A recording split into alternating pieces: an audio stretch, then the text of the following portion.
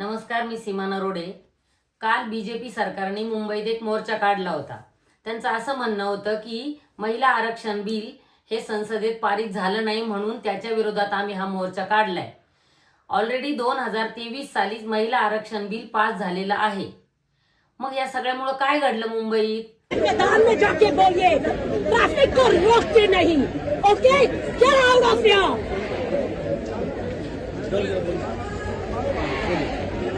Did you not understand? Did you not understand? अरे जाइए।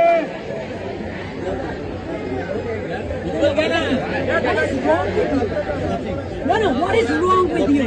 There are hundreds of people waiting. There is an empty ground there. There is an empty ground. Yes. Get out of here. मैं बात करता हूँ। मेरे से कोई बात नहीं करेगा। यहाँ से इस ट्रैफिक को हटाओ। Shut up. हटाओ ना। मुंबईत हा मोर्चा रस्त्याने चालत असल्यामुळे तिथं खूप ट्रॅफिक जाम झालं आणि त्या ट्रॅफिक मध्ये 2-2, 3-3 तास अडकलेले लोक कंटाळून हॉर्न वाजवत बसले। पण त्या सगळ्यातून एक महिला समोर येऊन तिने बीजेपी सरकारच्या मोठ्या मंत्र्यांना म्हणजे गिरीश महाजनांना तिथं हजारो पोलीस बंदोबस्त असताना प्रश्न विचारला। काय प्रश्न विचारला की तुम्हाला जर सभा घ्यायची आहे, तुम्हाला मोर्चा काढायचा आहे, तर शेजारी मैदान आहे, तिथं जाऊन तुम्ही तुमचा मोर्चा करा। आम्हाला तुमच्या मोर्चामुळे त्रास नको, ट्रॅफिक जाम नको। हा प्रश्न विचारायची तिच्यात ताकद त्या महिलेत कुठून आली? कारण की तिला तिच्या हक्काची जाणीव आहे।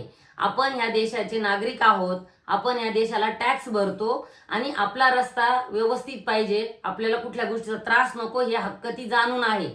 आणि हे सगळं तिने कधी केलं की मोठ्या सभेत प्रशासन उभं असताना, पोलीस असताना, पत्रकार असताना, आणि तिच्या विरोधात सरकार कुठली ऍक्शन घेऊ शकली नाही कारण की ती बरोबर होती।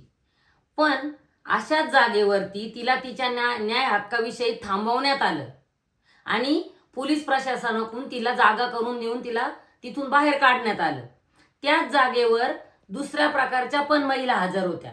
ताई कुठून आले तुम्ही? ठाणा ठाणा ठाणा ठाण्यावरून आलेला आहात? वाशी काय कशासाठी आहे मोर्चा? काय प्रयोजन आहे? काय माहिती नाही आम्हाला, आमच्या नगरसेवकनं पाठवले, आम्हाला काय माहिती नाही कशाचं। पण ते ज्या महिला झेंडे घेऊन बीजेपीच्या मोर्चात हजर होत्या, बिल काय आहे, त्या बिलाने महिलांना काय फायदा होणार आहे, त्या बिलाचा आपल्याला काय उपयोग आहे आणि आपला न्याय हक्क काय आहे, आपल्याला जर एखाद्या गोष्टीचा त्रास होत असेल तर आपण तिथल्या नगरसेवकापासून मंत्र्यापर्यंत कुणालाही जाब विचारू शकतो, हे ती महिला सांगू शकली। पण आपण ज्या मोर्चात आहोत त्या मोर्चात कशासाठी आलो हे ज्या महिलांना माहित नाही, अशा त्या महिला होत्या। मग आपण जर एकीकडे महिला आरक्षणाच्या गोष्टी करत असू तर आपण पहिले त्या महिलांना शिक्षित करायला पाहिजे होतं। मग त्या महिला कशासाठी आल्या होत्या? आपल्या जिल्ह्यातला किंवा आपल्या वार्डातला कोणीतरी नगरसेवक आला, त्यांनी सांगितलं चला मोर्चाला जायचंय, म्हणजे तिथं असलेल्या खूप महिलांना माहीतच नव्हतं की हा मोर्चा कशासाठी आहे। हे फक्त राजकारणासाठी महिलांचा वापर करून घेतात, हे सगळं समोर दिसतंय। पण जर एक महिला एकटी बाजूने उभी राहून जर प्रश्न विचारू शकती तर आपण आपल्या स्वतःच्या हक्कासाठी अभ्यास करून कधी प्रश्न विचारणारे, याचा सगळ्यात मोठा प्रश्न महिलांनी स्वतःला विचारायला पाहिजे की आपण का जातोय, आपण कशासाठी जातोय आणि आपण ही गर्दी का करतोय। जर आपण या देशाचे नागरिक असेल तर आपल्याला पण आपल्या हक्कासाठी लढण्याची ताकद संविधानाने आपल्याला दिलेली, तिचा वापर आपण कधी करणार आहोत?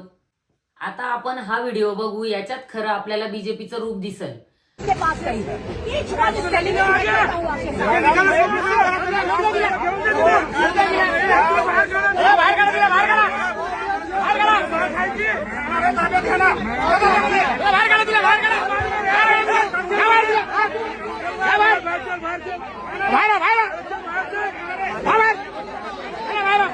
जी बीजेपी महिला आरक्षणासाठी आपण किती आवाज उठवतो, महिला सक्षमीकरणासाठी किती काम करतो, महिलांना कशा वेगवेगळ्या योजना देतो, त्यांना कसे फुकट रेशनिंग देतो, त्यांना कशा फुकट साड्या वाटतो, हे जे दाखवतं ना, तसं नाहीये।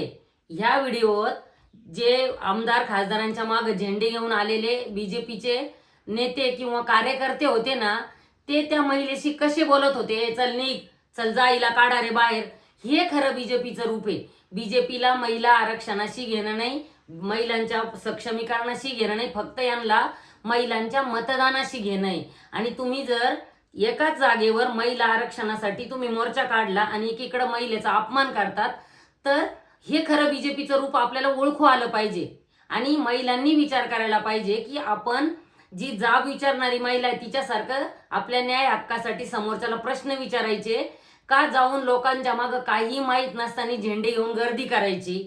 आणि या सगळ्याचा फायदा बीजेपी सरकार घेतंय. तुम्हाला तुमच्या न्याय हक्कासाठी लढायच्या ऐवजी तुम्हाला कुठंतरी त्यांच्या मागं घेऊन फिरणारे लोक तयार करायचे त्यांना.